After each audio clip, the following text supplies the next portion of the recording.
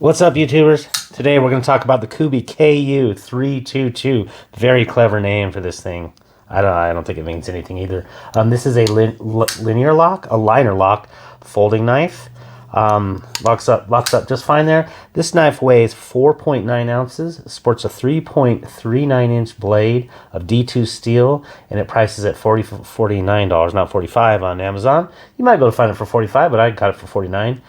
It is very tall in the hand. This knife is. Let me go ahead and show a sampling of a knife. It is not a comparison knife, but in terms of the way it feels in the hand, if you've ever held a ZT 0308 in the hand, it's got that really tall feel. The ZT is much wider. This one actually feels much narrower in the hand. You can see it there. But yeah, this is definitely a tall knife in the hand. It is thin. It is also very left-handed friendly. The pocket clip is it is tip up, but it is fully reversible to the left-hand side. I'll just go ahead and get some left-handed use out of the way.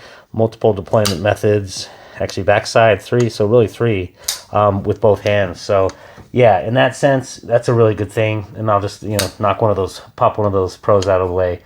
So very left-handed friendly with the multiple different deployment methods. As you can see, the backside spidey flick, the detent is just dialed in perfectly for backside, front side using that the hole there, as well as of course the flipper. So it really works great on all of them. Some alternative options I think for this particular price range, maybe in knife use, the Boker Vox F3. This is probably you can't really buy the F3 anymore. That one's gone, but there is the F3.5, which is actually a little bit cheaper. It uses D2 steel. Has a similar form factor to this one, but kind of big in the hands. Again, a little bit wider girth on that particular one, but that would be an option. I think that one goes for like $80-ish, or just short of $80 for the D2 steel one of those. But really, for me, the one that I really have to come around to is this being a $49 knife is the Civivi Praxis. This one goes for in between, I don't know, $40 to $45. I think I got mine for like $42. They'll go on sale for $39 for killer sales. And then you can even get, the Damascus one or whatever costs a little bit more and that sort of thing. So in terms of a slicing beast, definitely that's why these are very comparable. Not only price, but I found that the blade stock on the Praxis here is 3.0 millimeters. And the blade stock on the Kubey KU322 is 3.1. So they're both, and that's what when I was busting through some boxes and sharpening it and everything, I was just like, oh yeah, that's going to be kind of your comparison knife and really what you're going to be considering as an alternative out there. So yeah, let's jump right into the pros in this.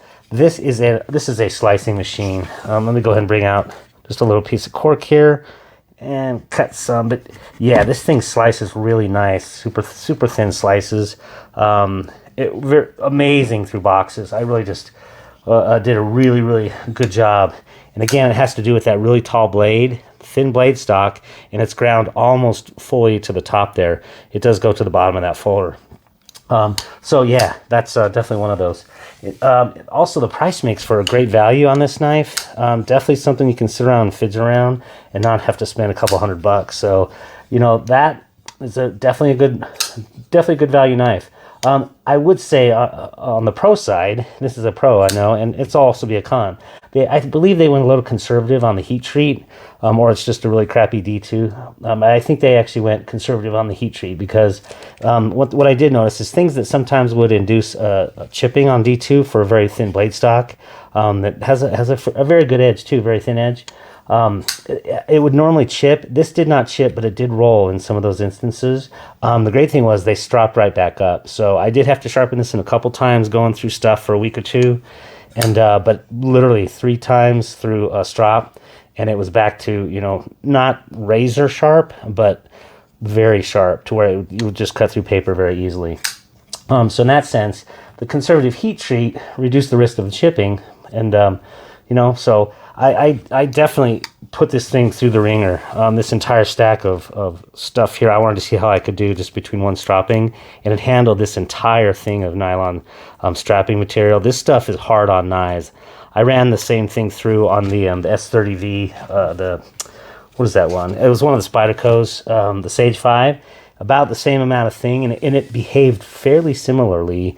This one actually just maybe didn't go quite as far as the S30V did from Spyderco. So some good things going for this knife. On the con side, going back to the heat treat, I think they did go a little bit conservative, and so it ends up behaving less like D2 on the edge, and a lot more like VG10 or one of the other knives that I found it very similar to. It was the CVV Pintail, which is a Damascus, I think, of VG10 and the 9CR18 MOV, and it did behave more or less like that. Again, it didn't chip, so I'm glad, and it did strop up nice and easy. So for that, it can be a con, especially if you're expecting, like I have some knives, like the Boker Vox, or not that one, but I have another Boker that is D2 steel, and it went a long time before I had to sharpen it, including kind of beating it up.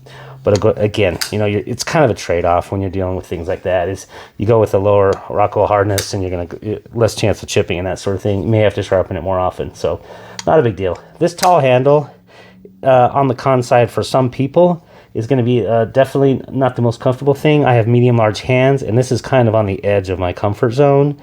After anything more than this, and it's going to really feel like you're just too far away from a stable grip on there. But it was definitely good enough for medium-large hands. Just a little bit going to be tough for smaller hands out there. The pocket clip is actually terrible here. It's good that it's reversible. And the screws are recessed, but it is not recessed in. And this loop over is just way too short.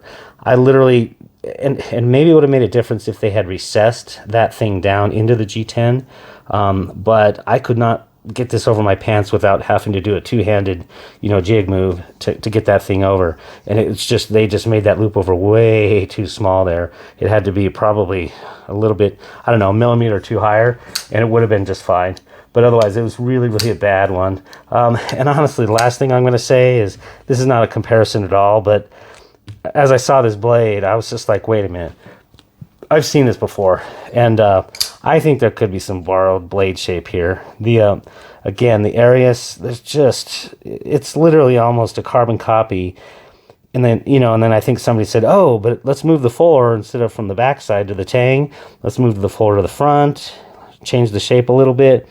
But its behavior was very much like the Arius, just in terms of like handling, not in terms of cutting performance, because the Arius, of course, has a hollow ground.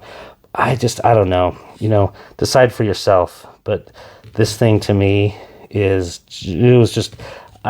I think there's a little bit too much borrowed here. There's always going to be some, themes that repeat themselves on knives, but that one just seemed a little bit too borrowed for the blade shape and everything.